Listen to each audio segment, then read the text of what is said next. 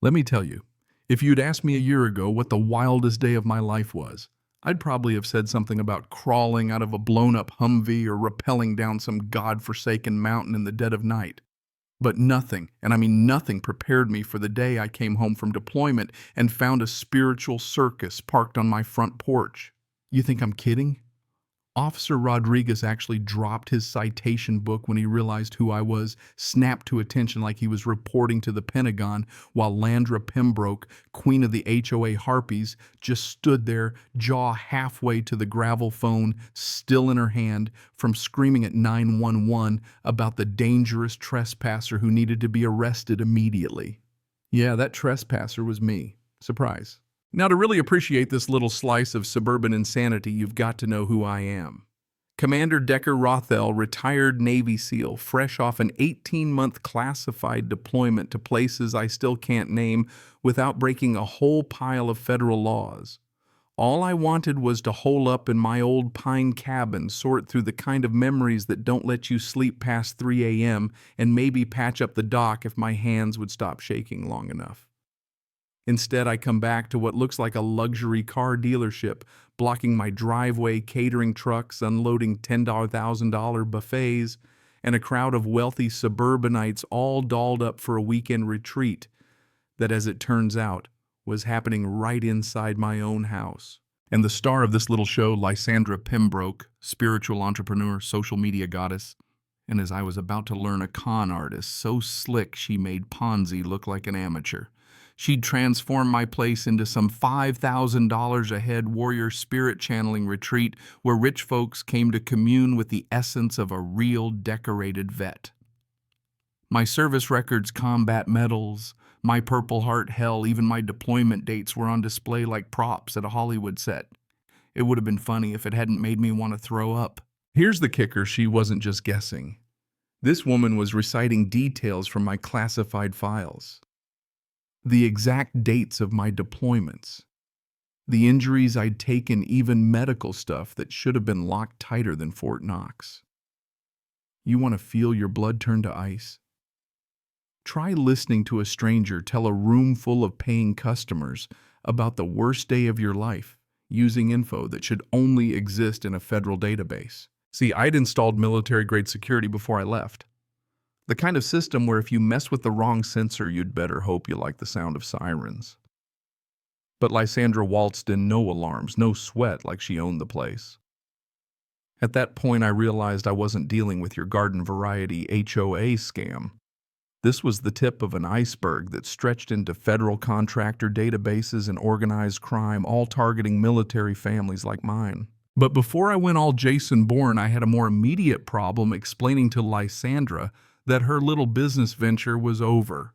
I walked inside and found 12 women in $800 yoga pants sitting in a circle around my Purple Heart with a photographer snapping photos for Lysandra's Instagram empire.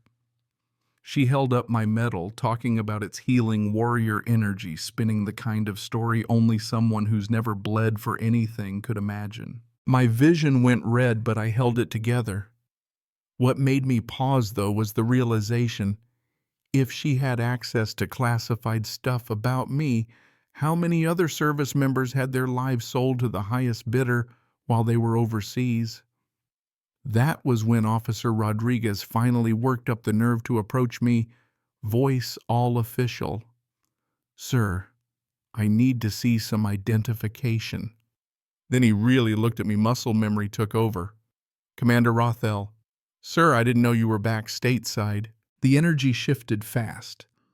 Lysandra, who'd been barking orders and quoting fake municipal codes like she was running for mayor, suddenly looked like a magician who'd been caught palming the ace. But I'll give her credit, she was quick. Pulled out a stack of legal-looking documents, started quoting some made-up local ordinance about community wellness provisions and therapeutic use of abandoned structures.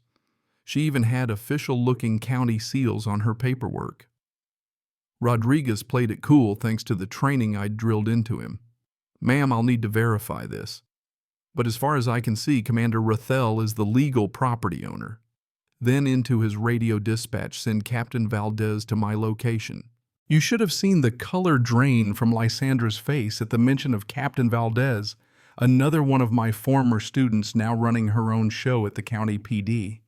That's when I started documenting everything, photographing every inch of that house, every fake certificate, every payment terminal, every brochure promising combat, PTSD cleansing for $25,000 a pop, or Purple Heart healing sessions for $15K.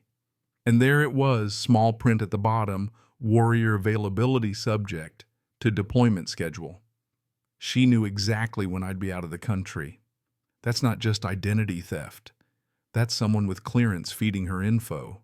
Valdez showed up commanding sharp no-nonsense. She listened, asked questions that told me she knew just how far this rabbit hole might go. Ms. Pembroke, I'll need all documentation for your business and proof you're authorized to use this property. Meanwhile, my neighbor Thaddeus Murphy, retired Marine, the kind of guy you want watching, your six handed me a notebook he'd been keeping for months. She's been running this like a Fortune 500, he whispered. Clients, out-of-state plates, luxury catering, you name it. But Decker, she knows stuff about your deployments I couldn't even find online. Turns out Lysandra hadn't just lucked into my place. She'd built a whole operation stacked with political favors and fast-track permits from someone inside county government. Captain Valdez's team started bagging evidence. Rodriguez took down witness statements, and the yoga crowd was suddenly calling their lawyers.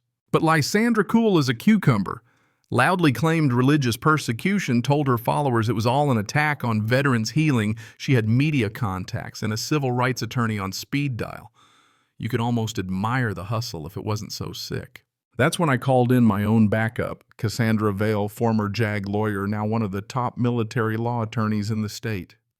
Her first words, "Don't say a word without me there. This is bigger than property law.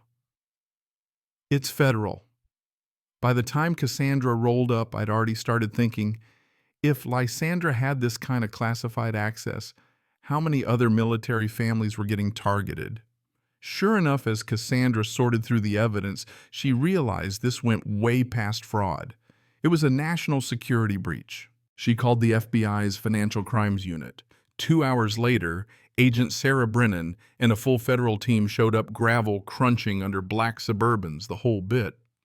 Brennan explained they'd been tracking a criminal network targeting deployed military families, using their absence to rob them, blind run scams, even auction off their homes in some cases.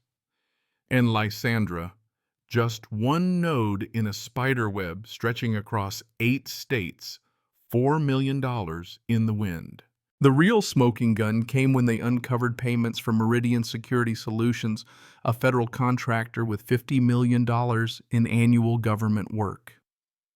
Meridian had database access most folks can't even spell, and someone on the inside was selling that access to criminals like Lysandra. My case cracked the thing wide open.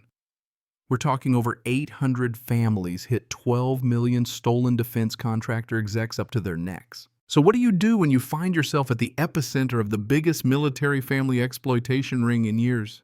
You go undercover. Yeah, you heard me right. 3 weeks later, I was Maxwell Sterling, deep cover investor, walking into high-end Denver restaurants with recording gear. So fancy, I felt like James Bond at a PTA meeting.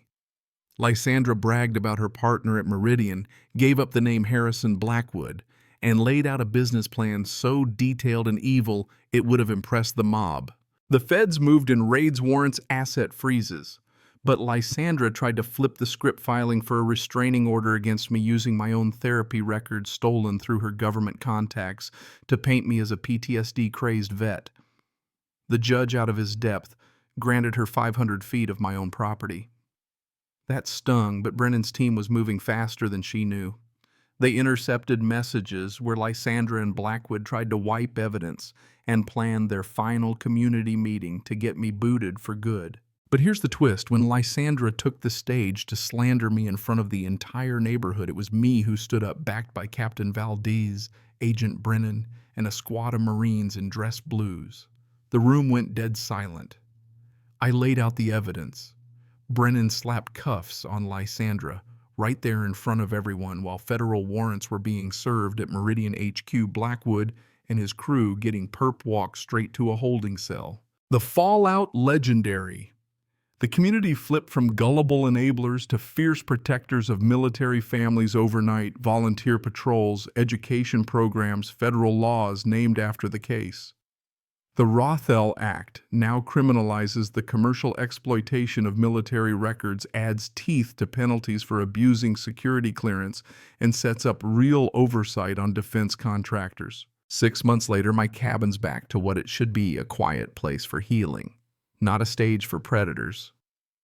The nonprofit I started is nationwide, helping military families spot and fight this kind of exploitation before it starts. The letters I get from spouses, kids, even other SEALs mean more than any medal ever did. But here's the thing. Right when I thought it was over, I got a call from Colonel Patricia Webb at Army CID. Turns out these scams are spreading overseas, now targeting families stationed abroad where protections are even thinner. She asked me to help run an international task force. The fight never ends. You think you've won, but really it's just another mission. So let me ask you, if someone tried to use your life, your sacrifices, your family for their own profit, what would you do? Drop a comment, because justice only happens when people stand up and say enough. And if you've ever worn the uniform or loved someone who has smashed that like button, hit subscribe, and let's make sure the next scam artist who comes for our own runs into a community that knows exactly how to fight back. Because sometimes protecting your home means protecting a whole lot more than just 4 walls and a roof. The mission keeps going, and I'm ready for it.